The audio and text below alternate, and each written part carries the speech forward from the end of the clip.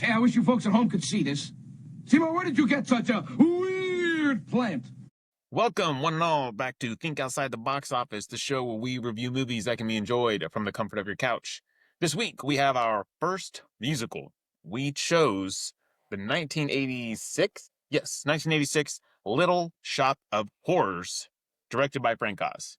This was, I believe, all of our first times viewing this, if I'm not mistaken. First impression, I liked it. It's a lot of fun. It's like a Motown musical. It's got a great cast. It's quirky.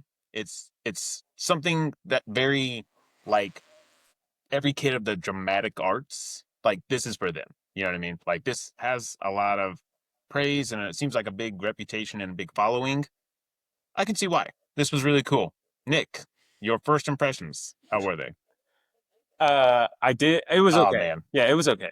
I knew this was happening. I totally, as I'm watching it the first time, I totally understood. Like, I was like, I could see why they think I'm going to hate this film.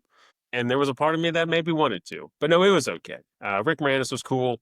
You know, the musical numbers were awesome. The Greek, whatever the muse type ladies, whatever they are. Yeah, whatever. They rocked. They crushed ass right off the bat. I was like, damn. So no, it was actually pretty okay. I'd be interested to see how it's done on a stage play. It looked like it comes from a stage play. You know what I mean? Like, maybe that's just part of the way they shot it too. But it was cool. I liked it. Derek, you'd seen it before though. Yeah, I think I've seen it one time before this, back during high school. So that was like, umpteen thousand years ago. I remember enjoying the songs more. Watching this time around, I liked it. It's good. I'm kind of like on par with Nick over here. Like, I was kind of like really jonesing for it. I was like, yeah, this could be cool. And then kind of going through it, I was like, it was fun. It was okay. But I don't know. The songs didn't smack as hard as I remember. Like, I only liked a few of them as opposed to the whole thing. So I don't know. But overall, it wasn't bad. It's enjoyable. I guess it's a pop culture type of thing. Like, if you want to, musicals, go give it a whirl. But it sat pretty low on my want to watch list until we put it on, like on our assignment. So I was like, all right, this will give me a chance to check this out. But it was okay. Yeah, not my favorite. Good middle line. I know that I do know people that are like, it's a fucking bee's knees. yeah, Yeah. Like, this is the shit. I don't know that I'll rewatch it, to be honest with you, except maybe in passing or something. But yeah, it was cool, man. It's always cool to see Rick Moranis, if nothing else. You know what I mean? Like, I was like, fuck yeah. And then I knew very little about this movie. So I didn't know how loaded it was with all the cameos. I didn't know how Alan Menken, right? Like the dude who did like Aladdin and some Disney shit, I think. Some big Disney shit. Yeah. Right. So I was like, okay, cool. Yeah. Yeah. No, not a lot to complain about, if I'm being honest with you. I don't know about you guys. This was pretty high on my watch list for a while. Like, I've had my eye on this. And then when we, we're setting our schedule, whatever, and I was like, all right, I'm gonna slot that in there. And I believe I'd asked you two about it before I did that, and you guys expressed like meh excitement about it. But now I was like, you know what? Now I'm gonna fucking double down on this, and we're all gonna watch it. So we're gonna love it or we're gonna hate it. It really is like a great collaboration from a lot of like 80s just things coming together, right? Nick, you said like Alan Menken, right? Big into Disney stuff or whatever. You said Rick Moranis. Dude, John Candy showed up. Bill Murray showed up. Steve Martin showed up. Even the director actor Frank Oz, Yes. Frank Oz, for those, the voice of Yoda, right? He directed several things. I don't know, probably 10, 12 feature films, something like that. I don't know that I've seen any of them. Well, no, there was one on the list I saw, but I can't remember what it was, sadly. But yeah, like this was just like a cool concoction. It's like an hour and a half, right? It's a quick, it doesn't overstay its welcome. We just had 2 movies of Wicked come out, and they're both what, like 2.5 hours? I mean, come on. Yeah. Do you need that long to tell a story? I don't think so. But this was cool. It's a cool, quirky story. Before we dive into the plot, guys, if you like what we're doing, check us out. We're on TikTok, Instagram, Spotify, YouTube, Amazon. We're out there. You can find us. Check us out. Like, subscribe, follow, all that good stuff. The plot is pretty simple. It's a space Venus flytrap, like Alien flytrap? shows up. Yeah. Yeah, shows up in like 1960s. Are they in New York? Skid Row, is that like New York or something? Is that what that is? Anyways, doesn't matter. Yeah. New York, and Rick Moranis, a florist. He doesn't. Is he a botanist too? Botanist, florist, whatever. I feel like he's a botanist by like hobby and trade, but like just a maybe like a apprentice to the florist. Yeah, he buys it and brings it to the shop, his failing flower shop owned by Mr. Mushnick, and this strange and unusual plant brings fame, fortune, and death, and it's fun. It's a fun ride. I got a few complaints, I think. It's not amazing. This movie is not going to crack my top even 10 favorite musicals. You know what I mean? Yep. But it's cool. I'm glad to say I've seen it. But man, Nick, you pointed out Rick Moranis right out the gate, right? Guy's a legend. The fact that he was in this put this higher up on my watch list, just like you. I mean, this was right before or after Spaceballs. Ghostbusters was around this time. I think with the first Honey I, whatever the kid, I think wasn't long after this. The guy was busy. Rick Moranis was a force in the 80s, man. Aside from knowing he was in this, I'm going through the movie. I don't recognize the chick, Audrey or Mushnick. So I'm like, okay, whatever. It's just going to be Rick carrying this film for me. And then we meet Steve Martin, who I'll circle back to in a second. I'll get you guys. We're going to circle back to him. Yeah. And then after that, they just kind of start fucking filing in. It was like Jim Belushi, John Candy. My kids typed in my notes here. Is it Christopher Guest? Christopher Guest, Bill Murray. Like typed right through that note. Bill Murray. Did you notice Miriam Margolyes, the chick who plays Professor Sprout in the Harry Potter movies? She's like the dental nurse. Was she? She turned. They walk past each other, and I think she turns around and says something, or flips them off, or puts a spell on them, or something. I don't know, but she's it. Yeah. She hit him with the fucking Abadacadabra on the spot. Yeah, they just kind of kept piling in, and that was cool. Some of the cameos were better than others, I think. John Candy, I thought at first I was like, you're overdoing it for me, but I was like, this is just John Candy, the master at work, so his stuff was cool. Playing Wink with fucking Winkerton or something like that. Weird Winkleton or something like that. The radio DJ. Yeah. That was cool. Bill Murray was fun. Bill Murray was whatever. His character was what could have been better. Jim Belushi's always cool to see. It's weird when he's credited as James Belushi and not Jim. Because he was James first before he professionally became Jim Belushi. But yeah, it was cool, man. Oh, so circling back, Steve Martin. What do you guys think of old Stevie? Steve Martin plays a character named Oren Scrivello. DDS. He's a dentist. Yes. He's got an affliction for pain on his subjects or something. Is that, what you guys took out of that? He's a pretty fucking weird dude. Yeah. The character itself is already weird. He's like, it's like a sadist or whatever, and it's just kind of like, hey, I like to like cause pain and pleasure to things because it does, makes me happy. So I'm gonna be a dentist, and it's like, okay, cool. His song's like a fun bit, but dude, he is a total ham in this movie and just oversells the whole damn thing. Like everything he does is so overly dramatic, it's insane. Isn't it? It's kind of. I feel like all of his stuff that I've seen is just over the top, and I don't want to say it. It doesn't land for me, all of it. Like this movie's whatever. I don't know. I also don't know how the role is supposed to be played on stage. If it's supposed to be this hammy, or if it's like just Steve, doing his. He's like a rockabilly Elvis Presley, Danny Zuko, guy. Like leather jacket, like even like a fucking weirdo kind of 60s doo-woppy biker greaser style. He's got the fucking black, leather jacket on him, like he's part of the Sons of Anarchy. He's got the motorbike, which he just like rolls to a stop. You know what I mean? Like just gets off and just like, right.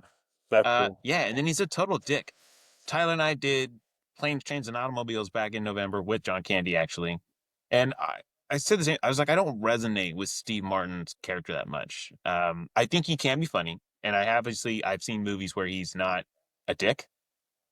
But the two I've done for this show with him in it, he's just a dick.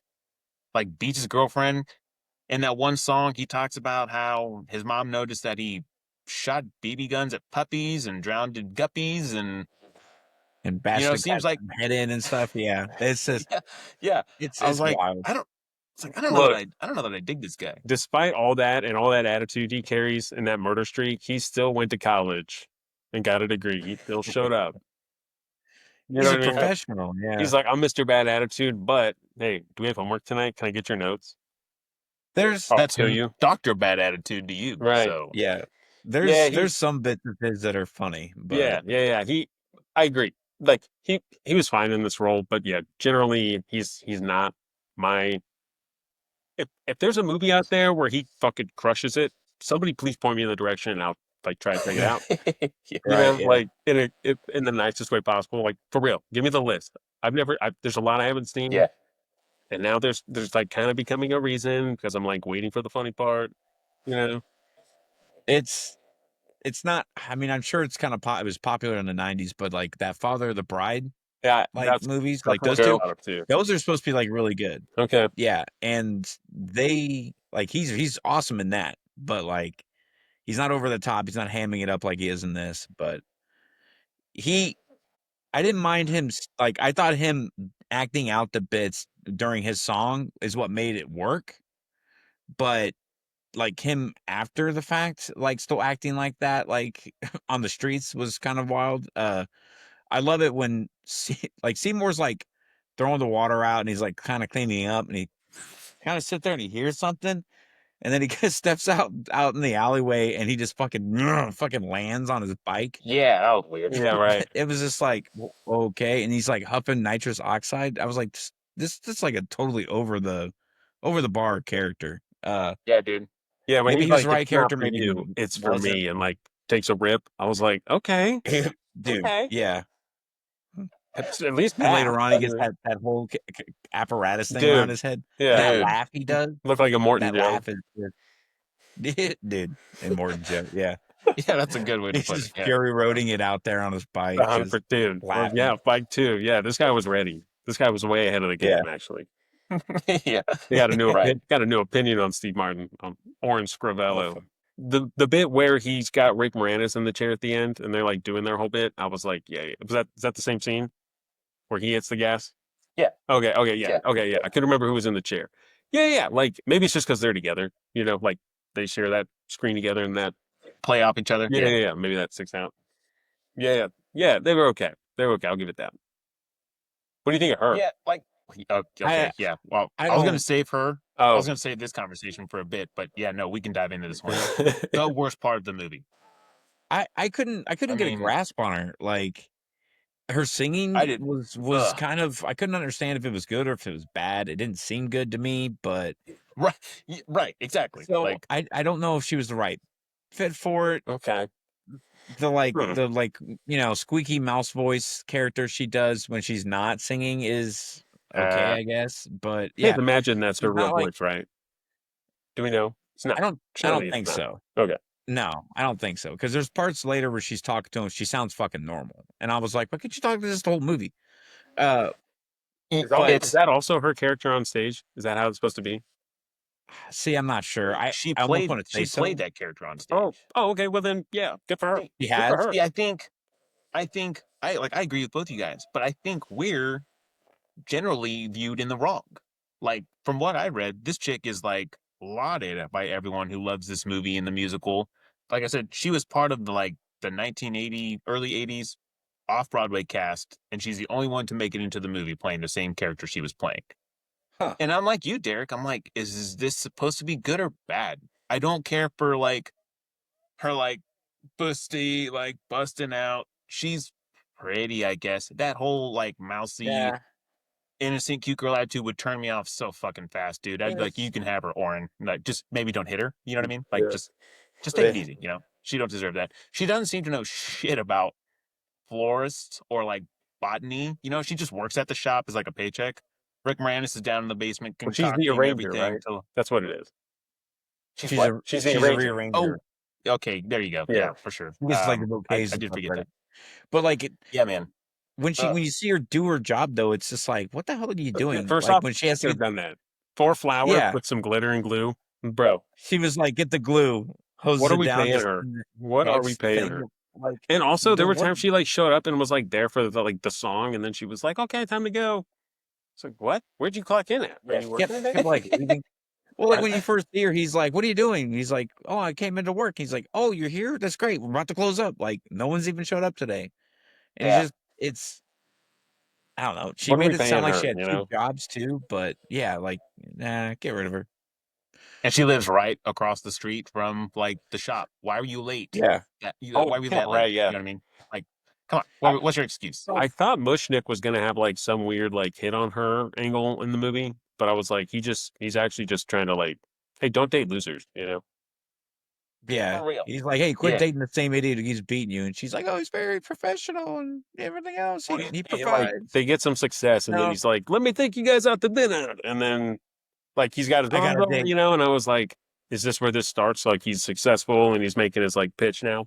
But it never, Yeah. he doesn't go that way. He's just like, "Yeah, tell you 50 times and stop dating this guy." I don't know why I made him sound like that, but you know, he's just like, "Hey, stop dating fucking idiots. Like you can do better." you know? Italian Mushnick. Yeah. So Mr. Mushnick, the flower shop owner, took in Rick Moranis as an orphan and let him live in the basement. And like he's like, I swept and I mopped and I basically was Cinderella for this guy, and Yeah.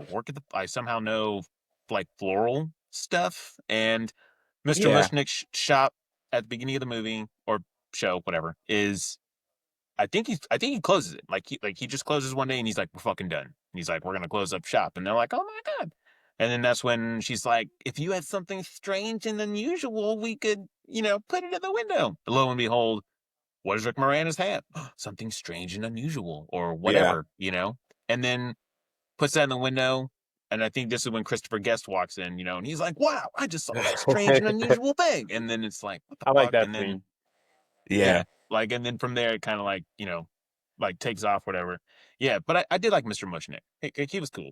And, until the end when he was like propositioning Rick, like, hey, you tell me how to take care of this plant and I'll let you get the fuck out of Skid Row here.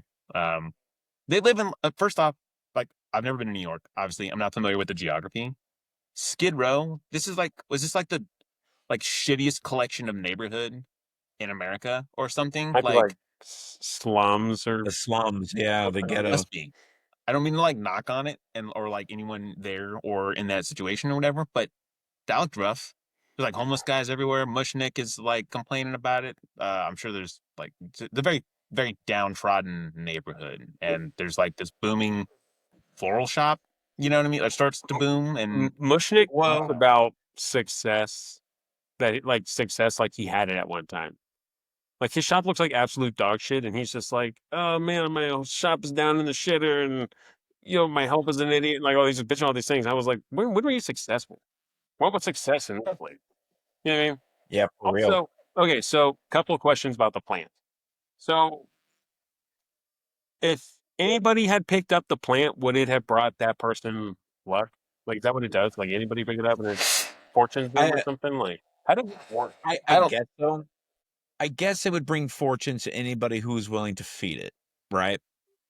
But if its only gift is to bring notoriety to you because of itself, is that really something? You know what I mean? Like, not to say that Seymour and those guys wouldn't get popular, but I mean, it's a plant, man. Like everybody will see, like, wow, it's crazy, and then something else would come along, or something. You know what I mean? Like, for everybody to go crazy over this plant, I find it pretty ridiculous. But for it to just kind of grant you what you want, like, is, I don't know. To me, it felt like a stretch, but is that what you guys got out of it? Like that's like part of the plant shtick is like, hey, feed me, and I will grant you this stuff. I just took it as maybe the plant was like self-aware and was like, oh, trust me, like people are gonna wanna see me or something. I mean, I know it doesn't say that and it's never like presented that way, but I didn't. yeah, I don't know. The fame and fortune, it was luck, maybe just coincidence. Like, Yeah, but it's like nothing magical or anything like that. It's just able to give you physical notoriety for being what it is. But its yeah, whole end game is to take over and I guess consume or to populate the planet with more plants. I don't quite know how that Don't works. either. Seed the planet. I don't. more of the Um, planet there. yeah. The How he got the plant though, that was like one of my favorite little bits because he's just like, remember that weird ass like solar eclipse we had that one day, right? And it's like doop, and it just goes right into like the little bit. He's like, I was walking down the street, and the urchins are singing and stuff. I love that whole scene because he like walks up to those dudes who are like doing the whole like they're into the song, and he's like, oh yeah, he tries to get into it too, and then he has to like see the eclipse. So like, there's fun little bits about it, but like it just shows up like just all of a sudden the eclipse shows up. How the fuck did the plant get there? That was It like the like, one question I could never find. I was like digging to figure out how it got on the planet dude, or like it what the came eclipse down. did or Yeah, whatever. but like Yeah, because lasered down. Yeah, yeah, for weird. It was weird. because in the original one with Roger Corman, I think he like gets the seeds from the Chinese flower shop owner or whatever, and that's it. Okay. He like That's kind of grows like it. that's like a Gremlins approach, like, hey, I went into this Yeah, ancient Chinese shop and he fucking sold me a mogwai or a fucking Venus flytrap from nothing's space. more mysterious than like the Eastern, Horrible contraband. yeah. Uh, Yeah, it is a lot like Gremlins when you think about it. But yeah, like I don't know where the plant comes from or how it came to be, but these are questions I kind of want answered. Also, if the plant, so they like put the plant in the window, and everyone's like, "Oh shit! Now I can buy flowers from this shop that's been here forever," and they'll start doing that. When there were no flowers in that shop, like first, why is nobody trying to buy the plant? Wouldn't that It make more was sense if everybody was like, "Look at that cool plant. That's the one I want. I'm going to go in there." Instead, they were like, instead of getting roses where I've been getting them, I'm going to now go to this place because that plant is yeah, in the window, but I'm not buying it. And I don't even know if it's for sale. In fact, nobody inquires about it. Everyone thinks it's cool, yeah. but no one's like, what's your It's price? You know? yeah. The guy goes in and goes, "Wow, that's a crazy story." And he's just like, "Give me $50 worth of roses." And then he's like, "Oh, can you break 100?" And he's like, "No." And he's like, "Oh man." And Better he's like, "You double got to double because you're gonna give me double it then." yeah. Oh, what? No, no fucking way. And then when you see him leave, he leaves out that fucking shop with some roses. It is not $100 worth of roses. I would have been so Right. pissed if I would have I paid was that like, where are much you and got getting these that flowers? little. Isn't there supposed to be a Yeah, so clue in like somewhere? Like a walk-in or something? they're overcharging everybody, and it's just they got like dead flowers. It's not, come on, a funeral bouquet, just like 4 lilies. That's it. Give me a break. Whoa, they got some glitter on them Oh, and give glue, no, Glitter. shut up. No, some glue, and some glue that and that glitter. Venus flytrap. Even though he's like, it wasn't even in the guy's inventory. He's like, but he sold it to me for $1.25 or something like that. Yeah, It's something like, like that. Yeah, Yeah. I don't know dollar what the 95. equivalent to that is like now. Like that'd be like a fucking $12 plant or something. I don't know. Yeah, But yeah, like yeah, you guys ask a lot of good questions. If this was a legit movie, like not a musical or whatever, I would want to see more of the how the plant got there, or if there's more of them or whatever. And book ending that, I would want to see more of the plant. Like I'm looking to take over. You know what I mean? Like everyone's gonna buy my little Audrey's, and calling it Audrey II, I thought was kind of stupid too, but whatever. yeah. And then he calls it Tui, which threw me off for like half the movie. I noticed that too. He like nicknamed it Tui, and I was like, "What the hell are you saying that for? Why are you calling it that? Stop." I was like, is that a separate plant? I was like, did the first one die and this, did Audrey 2 die and then Tui? And then I was like, is he nicknaming it Tui? Like, if it was Audrey 3, would he be like, hey, 3, hey, 4? It Yeah, took me a minute, it like was half the movie to get that, it was and I weird. feel a little ashamed about it, but that's okay. So, Well, I like the plant because it's the whole plant, the whole like take the musical part out of it. It's very retros, like 50s, like B movie sci-fi, like killer planes very, from outer space. I think that's kind of cool. I mean, obviously same. it was done in a different manner. But like you, I would have liked to see more of just kind of the plant dominating or whatever. Speaking about the plant, so it's voiced by Levi Stubbs, who's the lead singer or a member of the Oh, Four the Four Tops, Tops? which I was Four like, Yes. Tops. okay. Did you guys get a chance to dive into the plant and how it worked? I did not. Is it is it a practical effect? Is it just puppets? Like, It's practical because I thought the plant's practical effects was really fucking good. I thought so too. Like, Yeah. They did really good with the even plant. down to like its lip movements. I agree. Yep. I was like, dude, this is incredible work for 1986. Like, this is super awesome. I agree. Yeah, I think it read they had obviously different size plants, right, from different stages of its growth or whatever, and then they built two different sets that were like different heights to like accommodate Oh. the plant and like the crew members needed to like make it work For scale and stuff, yeah. Yeah, for scale and stuff like that. Dude, the plant was a really great effect. It's thinking about it, it's really the only effect in the movie. You know what I mean? Like everything else is just talking Besides or the Steve in a set dental itself, chair. yeah, besides the set Yeah. itself, it's like the next greatest like look and presentation in production for the movie. Yeah, it was awesome. I was super like stoked at seeing that. What do you guys think of the vibe of like the story itself? Because I thought like early 60s, the Skid Row thing, I thought that was super cool. Like the shots, you can see how just grimy the street is, and then like the fashion, and then like the kind of Greek chorus girls, like the Yeah. muses from like Hercules. That's what it kind of reminded me of or whatever. Yeah, I thought that was super cool. I was hooked from the moment like the movie started. Those three chicks are singing, I was like, yeah, I can dig this. I can see why people dig this. Those ladies, it was awesome, and it hooked me at first, but it threw me off. Like, I was like, is this fucking Hercules? Like, is this like the Yeah. muses thing? You know what I mean? Like, I feel like nobody made that comparison before, and that's where I felt the whole movie, like, how is it not being made more that whatever. But yeah, no, they kicked ass. Yeah, there were some cool shots. Like the look of the whatever, where the fuck they're at. Where's that at? Where'd they take place? New York. Skid Row, Skid like Row. Oh New yeah, York sorry. or something.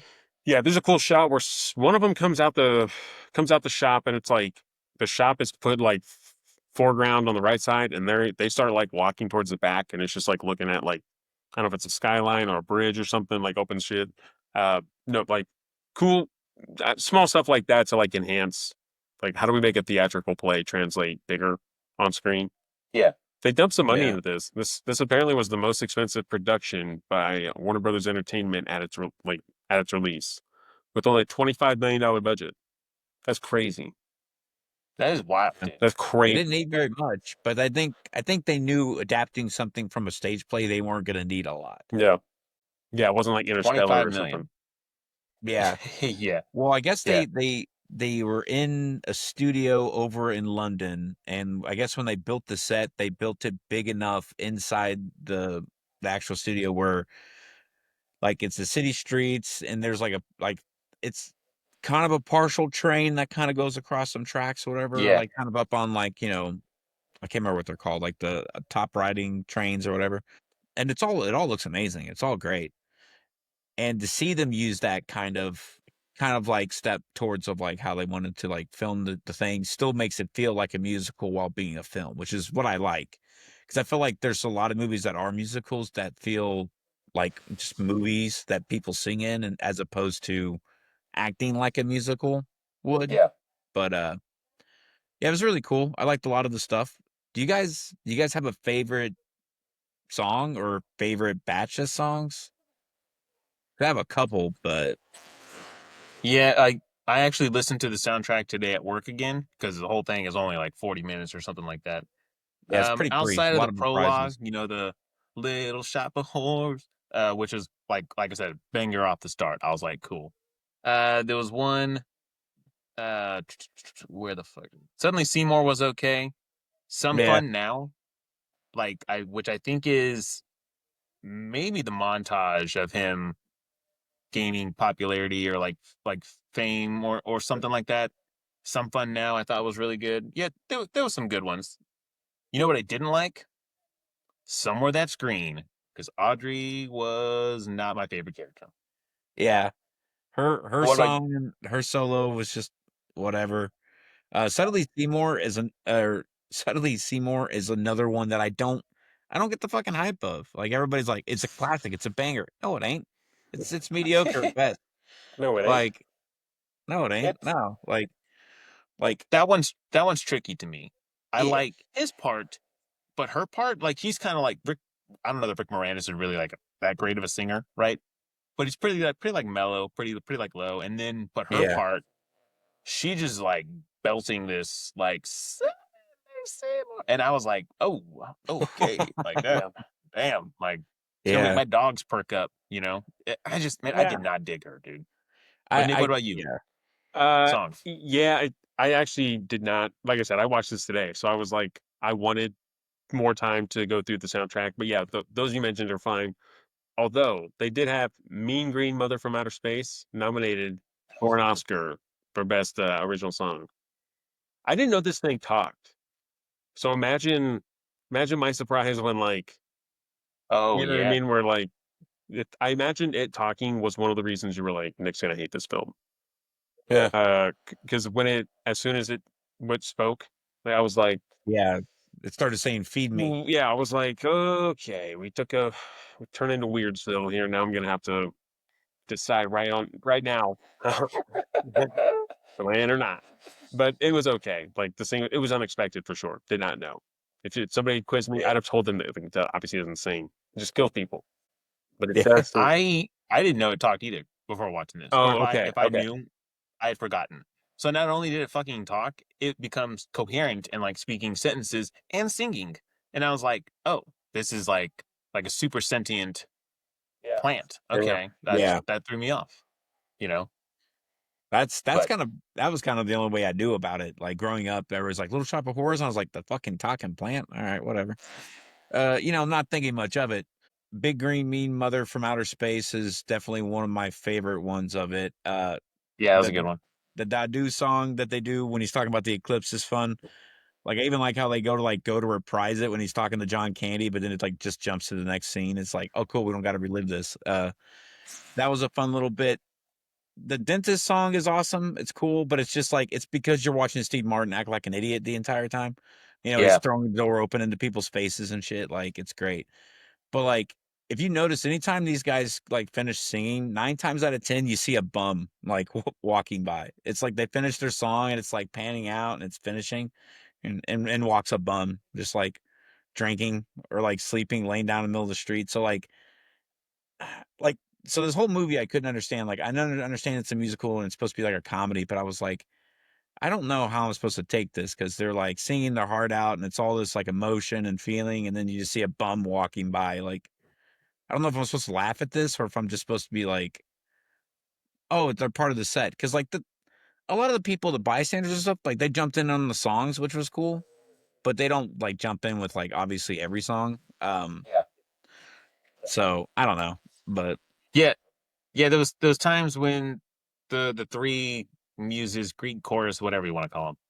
There was times when they were like, I was like, they're like background singers, and then there's times when they're like interacting with, you know, with everybody, uh, yeah, yeah. And I was like, okay, so like, but you're not narrators per se. You know what I mean? Like you're not. Yep.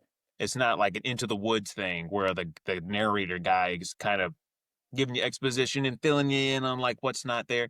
So I was like, huh, okay. But man, those chicks could sing. Like I like doo wop and like 50s, 60s kind of early vibe or whatever before we hit like, you know, peace, love, and no war music, whatever. So I really dug the musical aspect of this. Like those chicks were bringing it, dude. One of them was Tisha Campbell Yeah, I from recognize her. Yeah. yeah. Martin and My Wife and Kids, which is how I know her. So that was cool. I think this was her film debut. And then I believe so. the other two chicks, I feel like I'd heard of, but I looked them up and I didn't know, like I didn't recognize them from anything. Well, and one of the girls gets replaced at the end because when they went to go do the reshoots for the ending, one of them was unavailable, so they had to shoot from like the like neck down because they couldn't show their faces, or at least one of the girls' faces, because they like would have been Damn. like, oh, it's not her. Can't remember which actress or which singer, but I actually think I remember that because the whole time, like it was weird because I think you just see them like walking, right? Like from, and I was sitting there wondering, like, that's a weird shot. Like that's yeah, because and then like Yeah, I don't know. It's weird. Instead I of had that seeing them thought, and then walk you by, tell they're me that just they like did. they're just straight walking by. They kind of disappear like halfway through the movie. Like They're they're there kind for of the first few thick. songs, Yeah, and then they pop up in the very background. I think of suddenly Seymour. There's like a shot where he's in the foreground, and they're kind of on this building behind him, Yeah, like that. and it shows him like twice. Yep. And then I think after that, you don't see them until the end when him and Audrey are living in their place that's green or whatever. And then they just kind of like do this dance thing, shuffle across the camera frame as they're like yeah. walking back into their cozy abode, And I was like, these girls just like disappeared from the movie. Like, are they supposed to, I wonder if in the play, maybe they're frequent or like they're more prominent on the back end. They kind of disappeared on us for a while. They have kind of a bigger in the director's cut. They have kind of a bigger part in the ending, but because that was the original ending and they had to reshoot it because the studio didn't like it. They said it was too dark, which I don't fucking see, but whatever. I don't know. Like I think they had more screen time, just some of it got cut. Derek, you had asked me if I was watching the theatrical cut or a director's cut. Did you check out the director's cut then? Or like, Yeah, did you? I checked out both. Because theatrical, I kind of already knew how it played out. And so the director's cut, I was kind of like, I want to see what's different. And it's not much of a difference except for the end, which I think is more in line with the play than I think you're right. anything. The director's cut ending is different. So when Audrey one or whatever, prime, whatever she is, when she gets ate by Audrey II, like originally when Seymour comes in to save her, like when he pulls her out, she's like done. She's like, Seymour, I'm dead. Like, I'm not gonna survive this kind of thing, and I love you. And he's all like distraught, and she's just like pretty much like, hey, why don't you, like basically feed me to Audrey too, so that you can kind of still like, get profited from this basically. So he feeds her to Audrey too, and then Audrey too, like eventually like breaks free, eats him, and then takes over like the world, like starts like kind of taking over the, like you see it like in the streets, the cops are like fighting it, and at the end you see it like on top of the Statue of Liberty, and the whole time the three chicks, the three muses or whatever, they're singing about how it's like taking over basically. Doo-wopping about, But it's like, yeah, it's just like one big montage, and it's really cool, man. It was. I think Frank Oz called it the "Everyone Dies" cut or whatever, and it's just like the whole world gets it. nice. So there is a little bit of that world domination you're talking about, but Probably becomes like Biolante or something. yeah, pretty much just like it's huge. Biolante.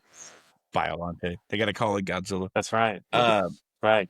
but right before it eats Seymour, Seymour meets this guy that ends up getting replaced by Jim Belushi. So Jim Belushi, the guy that comes up to Seymour, is like, Seymour, I got this great idea. We can mass produce it and sell it across the country.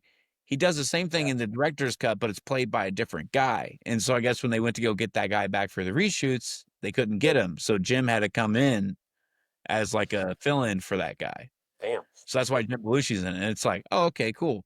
Jim Belushi is a way more erratic version of the guy, but Do you guys like Jim Belushi as like a? yeah, I don't mind him. I think he could be funny. I don't know if I prefer him over John or whatever, but because they're both about the same, I feel. Jim Belushi has some good voice work, Yeah. right? I dabbled in that show According to Jim. That was always funny. He's a good TV dad, kind of. Yeah. Yeah. I kind of put him with like Patrick Warburton and like the voice acting range of like you're so iconic. And when I hear that voice, I'm like Belushi. You know what I mean? When I hear Warburton, you know what I mean? So yeah, he's iconic. He's pretty awesome. It was cool seeing him. His cameo and John Candy's cameo seemed like Frank Oz dialed him up and was like, dude, if you have a fucking a day, I need you for a scene, or if you want this, right? And then they just popped in, okay, do this like half a day's work and then call it good. You know what I mean? Nothing crazy about it. Yeah. Besides John Candy being like making noise and like being the crazy DJ host with like his like soul patch Weird little soul patch thing. Yeah. Yeah, stripe thing he had crazy, going on. like double pump thing, whatever. Right, yeah, some James Dean hair or whatever. Yeah. Yeah, that was cool. I liked it a lot. I think the only cameo I didn't like was Bill Murray. I think you're right. Yeah, you're right, man, for sure. It's kind of an I think odd stuff. yeah, and I guess from what I read, I guess so when he's in the doctor's office, all that stuff is, or the dentist office, like in the waiting room, that's all scripted. But I guess when he's in the chair, there was nothing scripted, so he just ad-libbed everything, and I thought that made it worse because I was like, dude, what are you going on about? Like, because he's trying to sit there, trying to hit him with the drill, kind of caused pain, and he's just having a fun time with it. It's just a weird scene with him, Yeah. and Steve Martin. So yeah, he was just a weird cameo. Was his character just into like pain and as pleasure or something? Because I was like, okay, Steve Martin likes inflicting pain. You seem to have a customer here who wants that. And then after like 5 minutes or whatever, Steve Martin's like, get out. And I was like, wait a minute. I was like, Yeah, It should be your this guy dream should be customer. right. Yeah, you should be like yanking out teeth left and right, no anesthesia, because you're like, this guy wants it and I'm here to deliver it. Like, yeah. and Well, I was like, why are you kicking this guy out? Like, he's he's a almost paying like customer. sickened. He's almost like sickened by how he Yeah, right, reacted. But yeah. it's like because he's taking all the fun out of it. That's why he's Maybe. mad about it.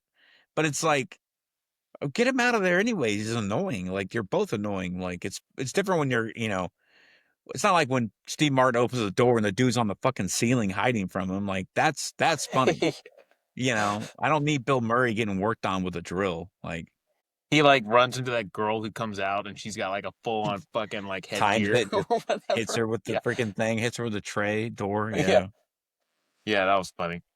Yeah, Steve Martin's. I don't know if I dislike Steve Martin's character or the way Steve Martin plays the character.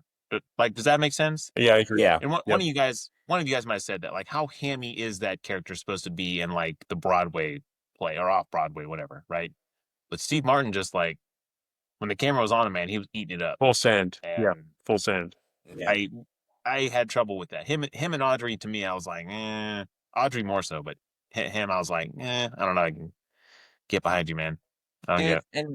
And I don't, and it puts me in a predicament with Steve Martin because it's like I don't love his character, but I don't hate his character. Like, he's just a character that I'm just like, I don't know, like I don't know what to do with. He's too goofy almost. Yeah. Derek, remember on My Bloody Valentine who was that weirdo character in the movie? Was his name Howard? Remember, he was like, No, I'm I think snorting the Howard- Coca-Cola up my nose. And I'm gonna do the other side. Like Yeah.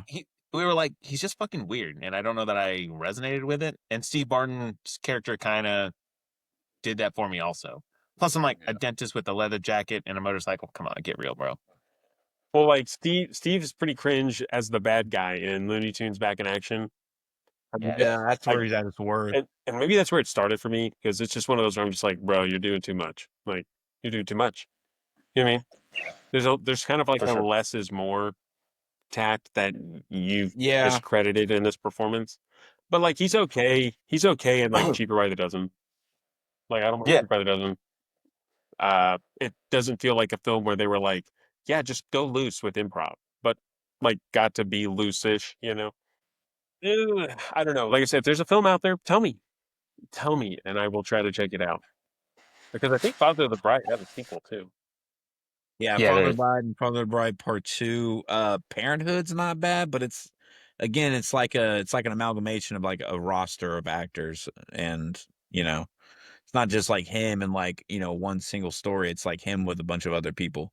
He was all right for the movie, but his character was hard to pin down, man. We must have missed this growing up. This says the film spawned a spin-off Saturday morning cartoon called Little Shop in 1991.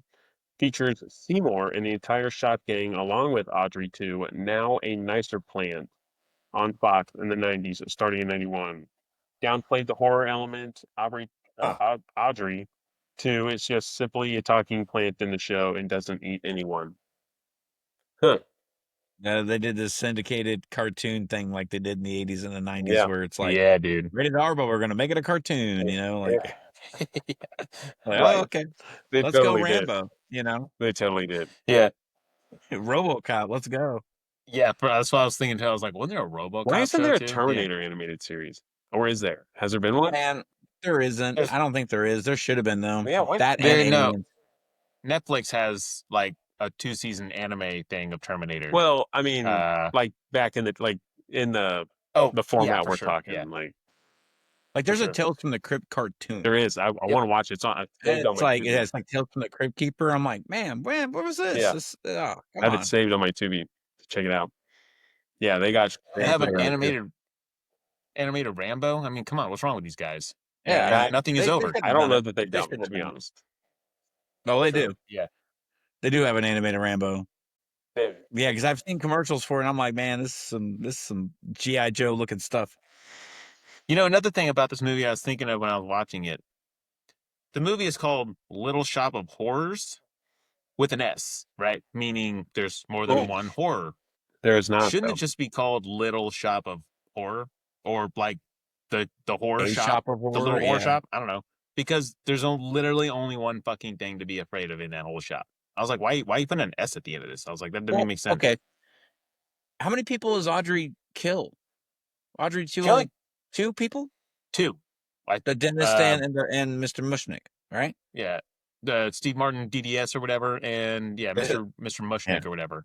And unless you do the director's cut where it gets the other 2, but yeah, that's still only 2 people. When Steve Martin or when Rick Moranis, I guess he really didn't kill Steve Martin. Steve Martin kills himself and he feeds him whatever. I was wondering, like, is this gonna turn into like we see nerdy, what's his name, Seymour Krelborn, like turn axe murderer? You know, like, are we gonna see him like Serial killer, yeah. lure like the last customer of the night? He's like, hey, yeah, hold on, why don't you shut that door? I got something over here for you. And then like Audrey eats him or something. Yeah. Also, Audrey is very self-aware to not be doing anything in public eye.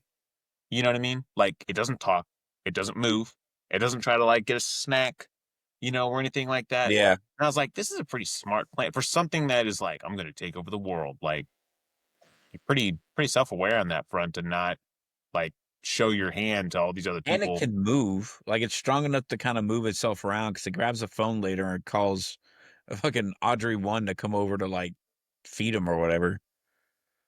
So Yeah. I don't like it's able to pick up the phone and make a phone call. Yeah. This thing should be able to like hail a taxi at this point. Just be like, all right, I'm out. You know, something. Why doesn't it But just run the flower shop? You know what I mean, just like yeah, really. take over the bid. Yeah, for real. Also, if I'm Audrey and I get a call and I can literally see this plant talking to me across the street on the phone, right? I'm not going over Why there. go over there? Why go over there? What is, like, I'm trying not to give you the dumb blonde image, you know, or like the like ditzy, like, oh my God, but you're kind of doing that. I too was like, this. You obviously, it's so obvious you shouldn't go over there.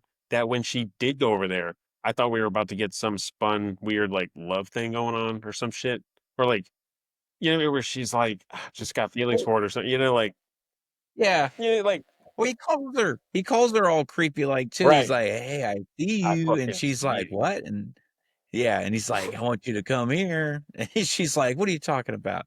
Seymour. He's like, no, ain't Seymour. You know, so it's like, this thing is it's like, like I better go over there. Check yeah, on things. it's like a booty call. Yeah. I better go see what this giant plant with teeth wants. So Any kind Tyler- of sentient plant, I don't care if it's a man eater yeah. or not. I'm not going near it. It's a plant. It's Tyler Park asked me Nibbler. today if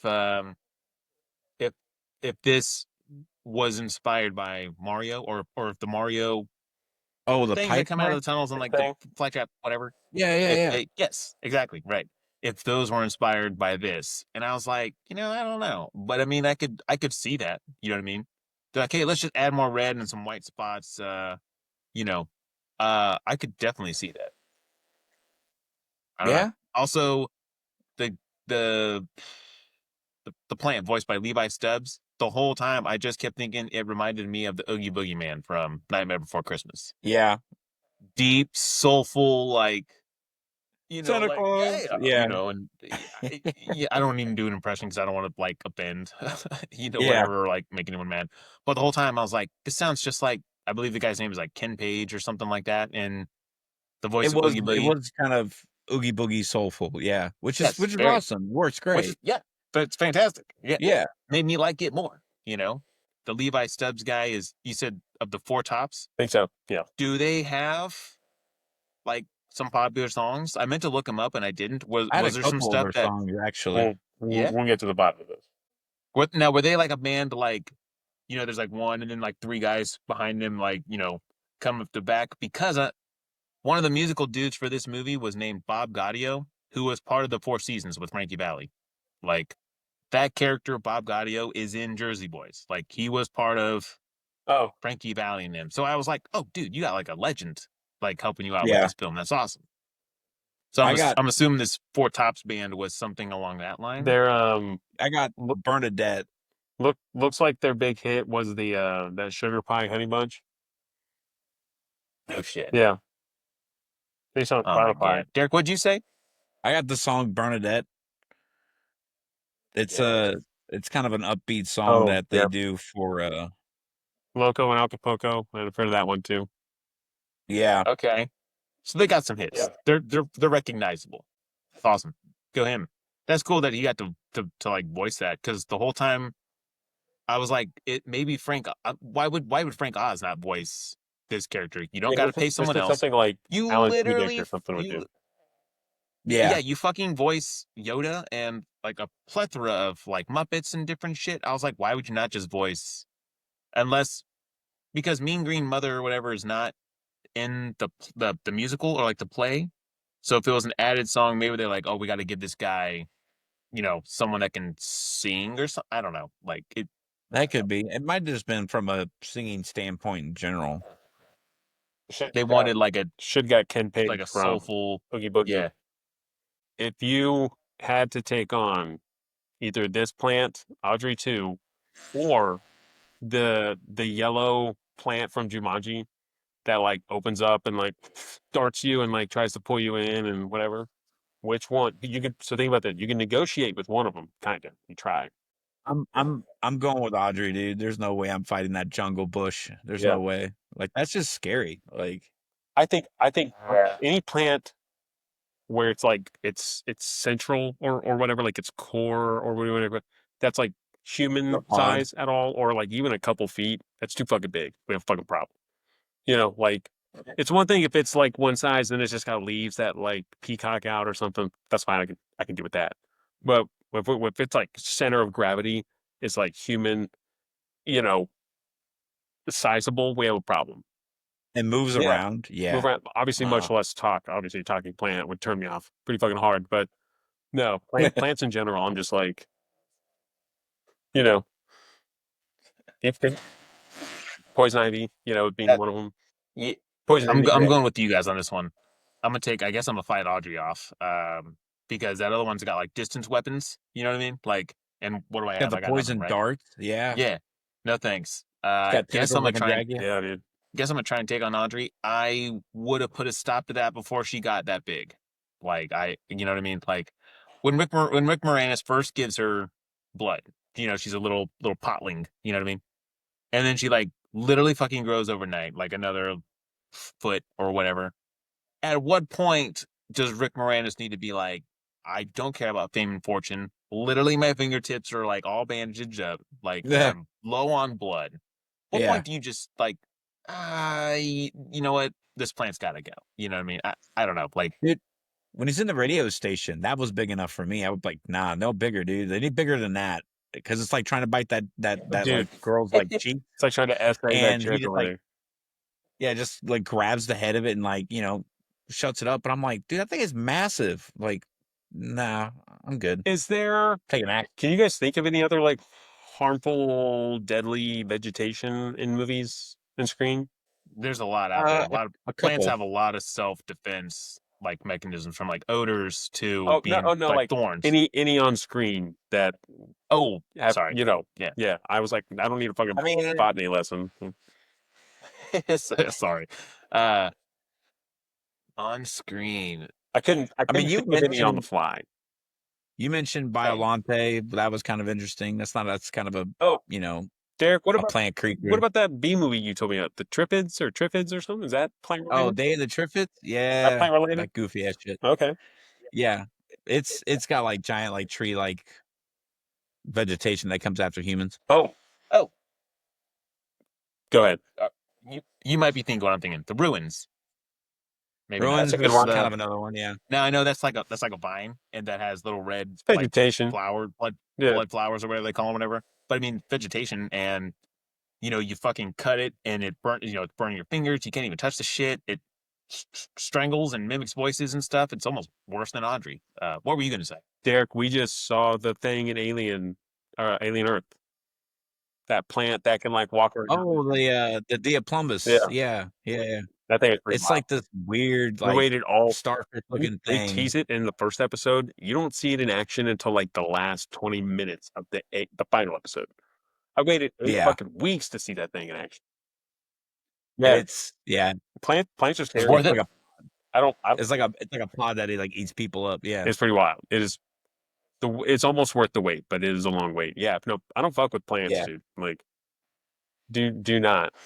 Yeah, I'm sure there's other ones out there, like you said, on the fly. I can't really think of it. If I knew going into this we were going to talk this question, I'd have been like, okay, let me compile a list. I should have. Yeah, I could have don't. Googled.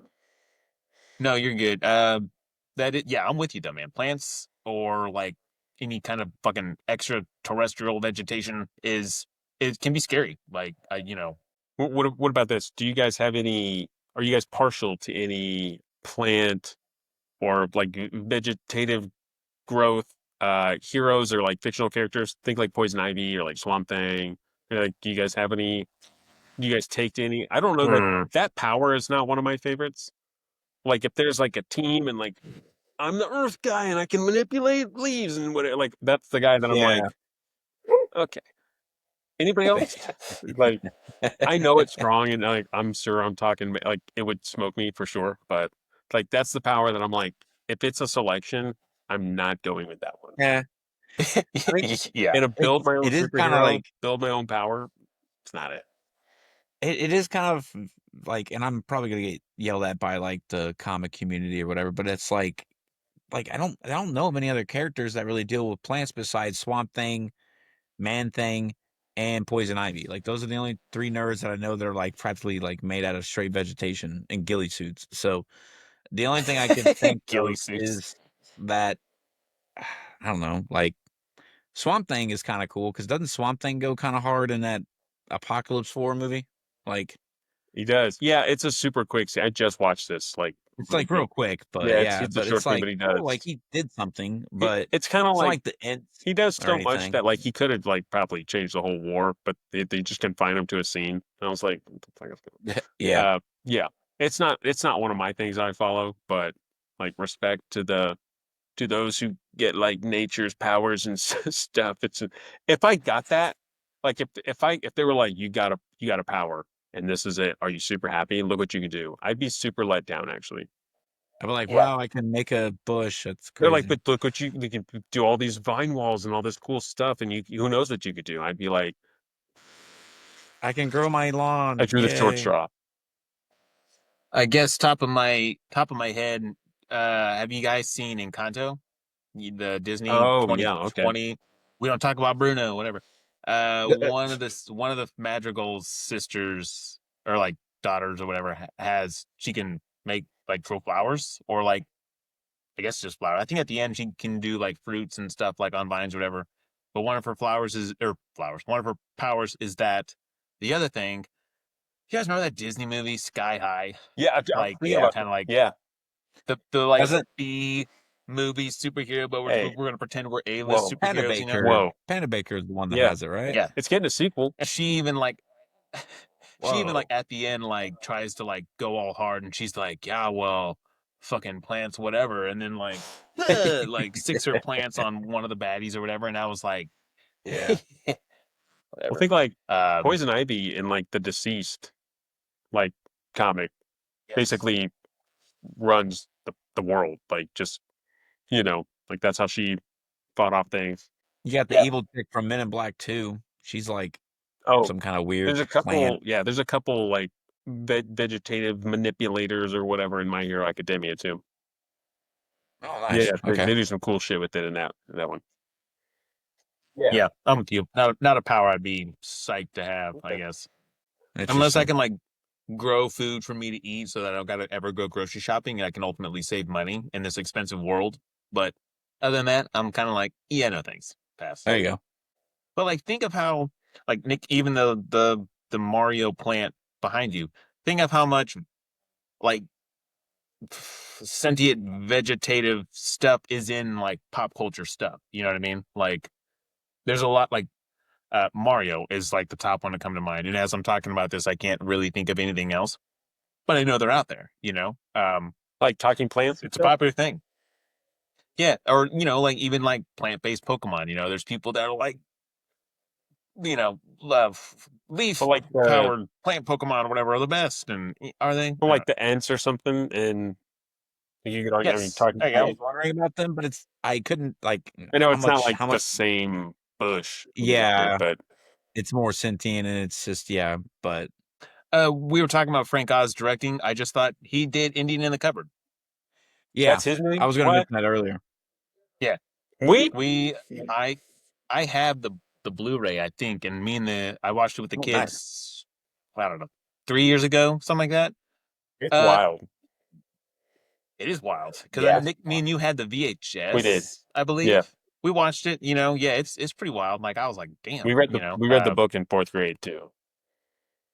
Okay, nice. yeah, that's cool. Yeah, it's a cool movie. Frank Oz is weird, and I know we were talking about this before we were recording, guys, but like super versatile dude. Like he does voicing, he does acting, he does like does he control Muppet stuff too, or does he just provide voices? I think he Like is he does some I think he puppetry. Muppets. Yeah. Yeah, I think he does the puppetry with it. that is cool. That's super cool. Yeah. Like I like this dude a lot. I don't know that I like all of his projects, if that makes sense. You know what I mean? Like, but I got mad respect for the guy. Yeah. So I'll give him his hats off. So Yeah, he's worked with a pretty big crew, man. Like all the people he's ever intermingled with, Spielberg, Lucas. Landis, I think. Like yeah. he's one of the dudes I think in Blues Brothers. He's a dude I think in what was it? The dude in Blues Brothers, he's like the cop who's like, this is PCP. He's like, you know what this does to kids? Like that, I'm pretty sure that's him. yeah. He's also in American Werewolf in London. He's like the dude that comes in and try and like talk to him and he like starts wigging out. He's like, Mr. Kessler, stop freaking out. Oh shit. Okay. So like he has like these Okay. weird little roles, but the fact that he's able to be so versatile is awesome. Like it definitely shows. Yeah, for sure. Master of his craft. I don't think he's directed a film since, oh man, like early 2000s, like mid 2000s or something. I forgot what it was. The what is it? The funeral one? Oh yeah, he did the British version of Death at a Funeral. Yeah. He did the British. Which I was like, oh okay. Yeah, because the very first one with before it turned to the Chris Rock's all black one. I may have watched the original, but I've seen the remake. It's all right. Like, yeah, the remake was cool. I'm assuming the original was probably all right. yeah. Frank Oz. I looked up some of the cast, a bunch of recognizable British dudes. Peter Dinklage is in that one still. Yeah. Yeah, super versatile dude. He directed Steve Martin and Eddie Murphy in a 90s comedy. Bullfinger? Was it Bowfinger? Maybe. That's the only thing I could think of that had those two in him. Maybe. I can kind of see the cover on my when I think about it, but I don't know what it was or whatever. Yeah, super versatile dude. This was just a cool collaboration of a lot of interesting players, I think. Yeah. But this was overall a really cool movie, man. I'm glad I watched this. I'm glad you guys shared it with me. Derek, I think that's really cool that you got to see the like stage play or like musical before you dove into the movie. I'm kind of surprised because you said you liked the musical, like the stage performance, that you didn't seek out the movie before this chance. Yeah, I've had it on my list forever, and I just finally broke down and bought it, just kind of on like like Nick said, the assignment. But I do want to check out the original. I kind of want to check out more of the original stage play. I grew up kind of knowing about it, and then in high school I saw the play and I was like, this is awesome. Like this is cool. I kind of like I fucked with it. So it was cool to come back and check it out again.